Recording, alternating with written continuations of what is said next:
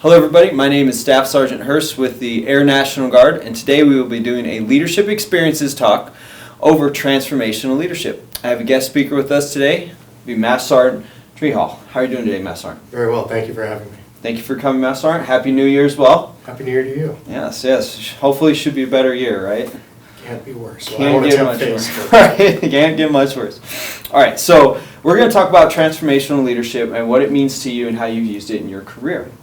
So, essentially, transformational leadership is where the leader promotes positive, meaningful change and inspires followers to exceed their goals and in a highly effective manner. So, in your words, how does that relate to you and what does that mean to you as a leader? Well, let's start with some of the words that are in that definition, and it's where a leader chooses. Transformational leadership is an active style of leadership, and the key difference between transformational leadership and all of the other models that a lot of us have seen in our careers is that it is a deliberate attempt on the part of the leader to develop the subordinate. The focus is on the subordinate. It is about learning about them. It is about learning how they communicate, what their preferences are, and to motivate and inspire them. And as long as the leader is focused on those things, the job the theory is that the job takes care of itself. The key thing that you said to me was active. That word right there means a lot to me because leadership, a lot of people think it's not hard or anything like that, but you have to constantly be trying to be a leader. So that mention of active and how you actively pursue to be that leader and you're constantly focused on being a leader is a huge point that I think a lot of people don't understand at first. If we start with the book definition of what a leader is, right? It's somebody who motivates others toward a common goal.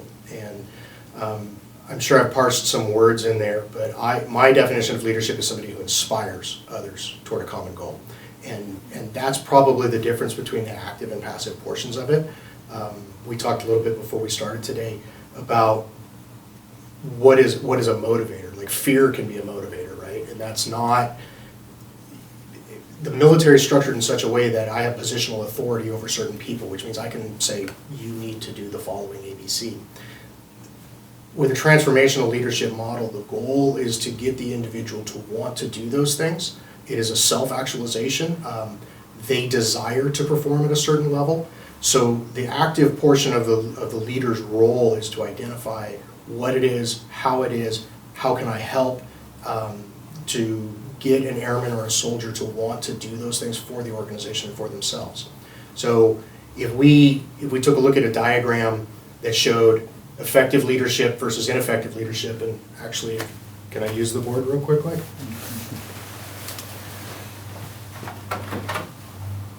So if we draw this out on an XY axis, where we say that this is effective, this is ineffective, and on the left we're going to put passive, and on the right we put active. Now within here are 5 different leadership models that we're taught. So laissez-faire, which is basically I'm not going to do anything. Then we get management by exception. And there's 2 forms of this. First one is passive. And then here in the middle, we get the same thing. I'm going to abbreviate it just MBE, where it's active. In passive management by exception, the idea is if it ain't broke, I'm not going to fix it. Active management by exception is, in my experience, a lot of where the military is. We have a goal where a leader has a defined job, certain tasks to accomplish, a team that's been defined for them, and this becomes very process-oriented. Everything down here, these are all transactional leadership models where I'm either going to offer you an incentive to do something and you're going to respond to it. It's a give and take, a carrot or a stick type of situation. Whereas if we progress beyond this, ultimately we end up here in the top right, where you have the Air Force's 4-range leadership development model, where you have transformational leadership. And within transformational leadership, and there's another step in here where you have contingency reward,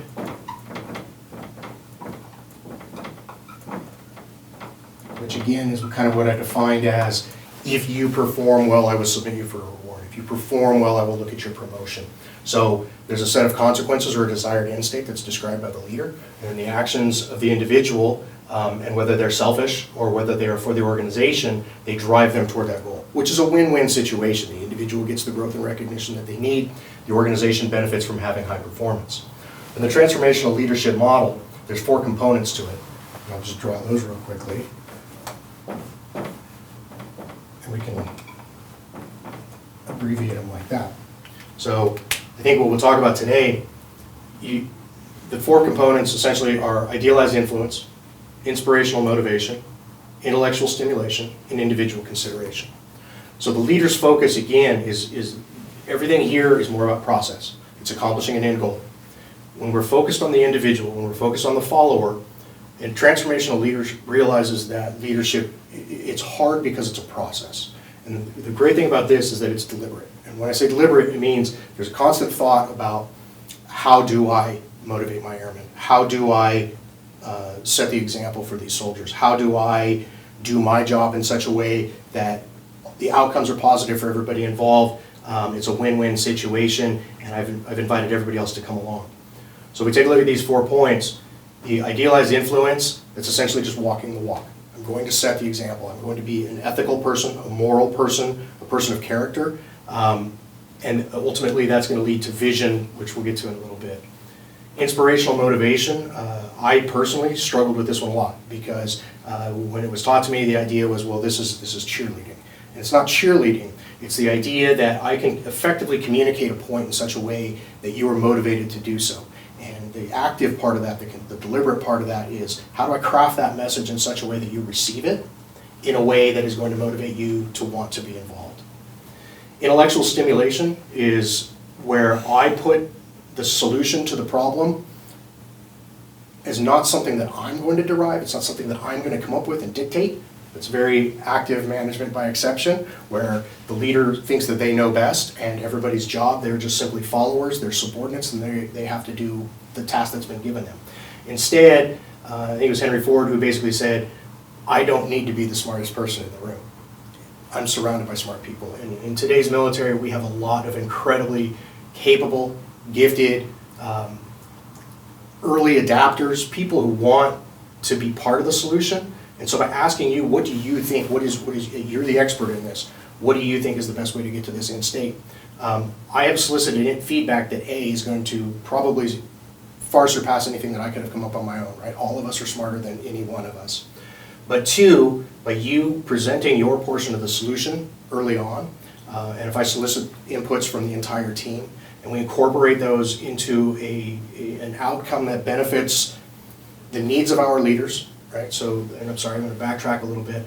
The leadership process takes into account 3 separate things. As a leader, I need to take into account what are my leaders' needs. The people I'm following, what are their needs, how do I meet those? Then it takes into account the needs of the follower, right? What motivates you? Are you here because you are extrinsically rewarded, right? The paycheck, the promotion, the things that cost the military a lot of money, but basically don't give us a lot of reward out of it. To get to more of an intrinsic motivation, and I know that those are kind of the 50-cent words in the conversation, but intrinsic motivation is where you say, what can I do that benefits the team?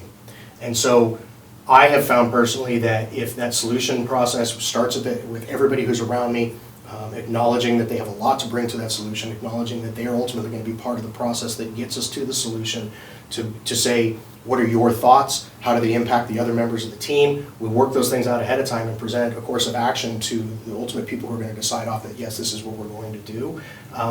That I've already got a level of buy-in from each of the people who's on the team, because when they hear their words echoed, oh, that was my idea, they're committed.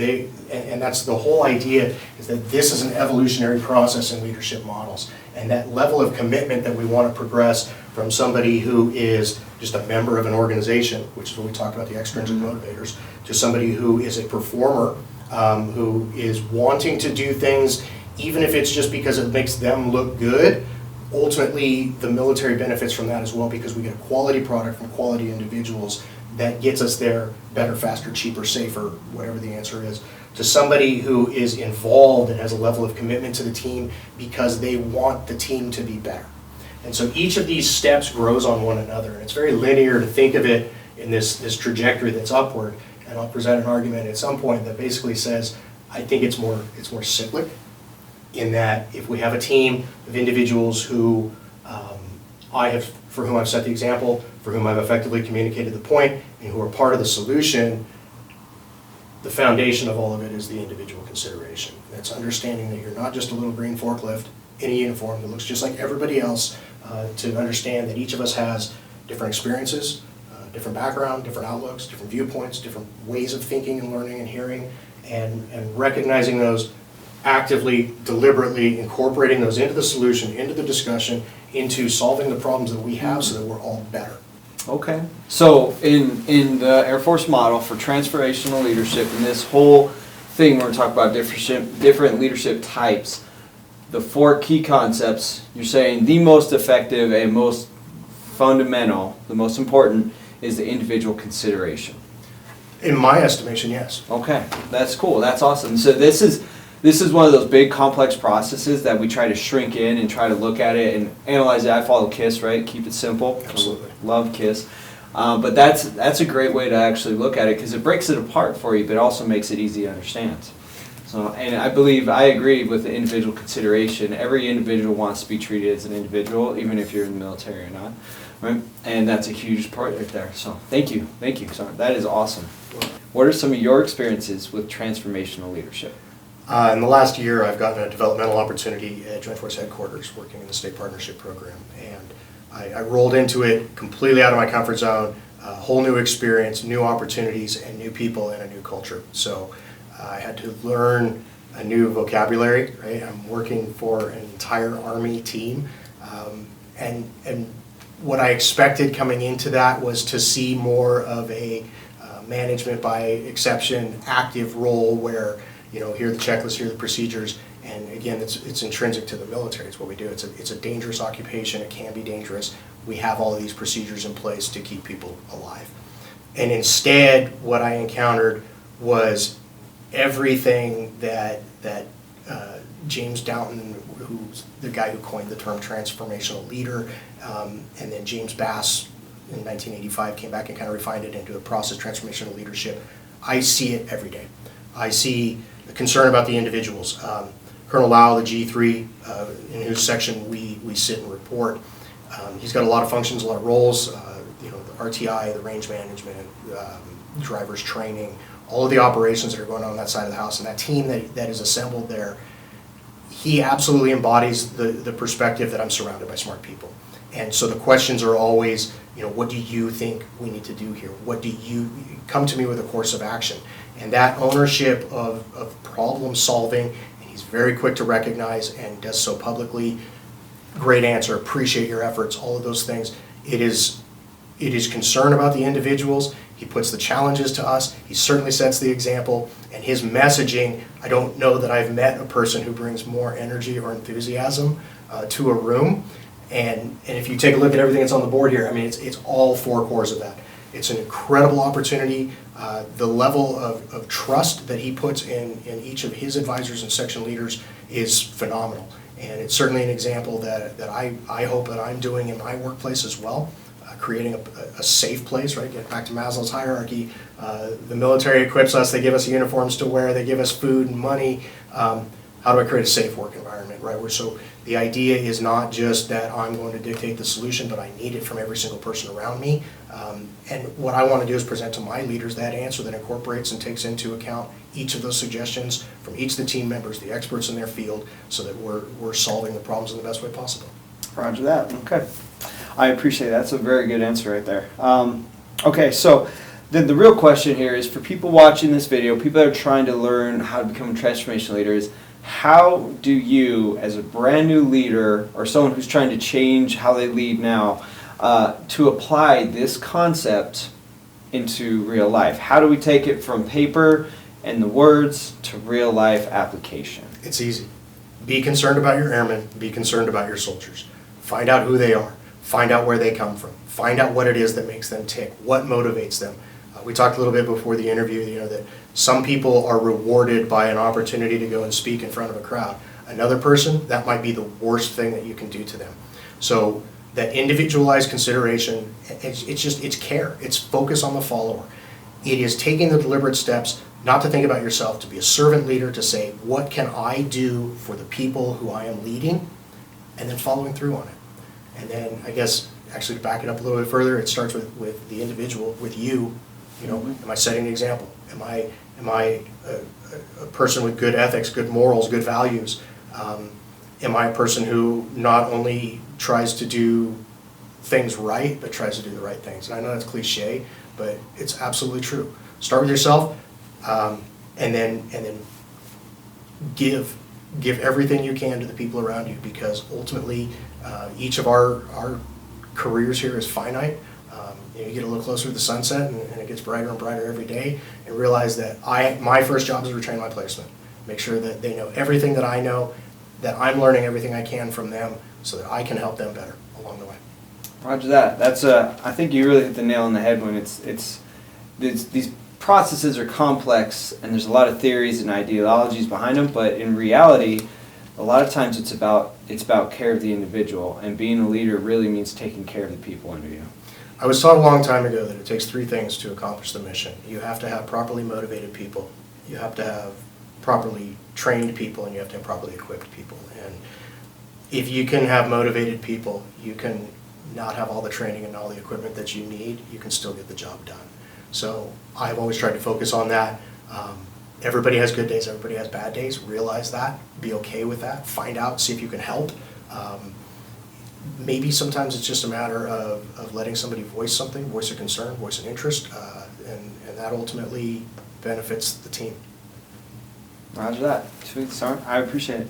All right, so out of everything there, I think we covered most of what we wanted to, and we got some questions. Is there anything extra that you would like to add about transformational leadership?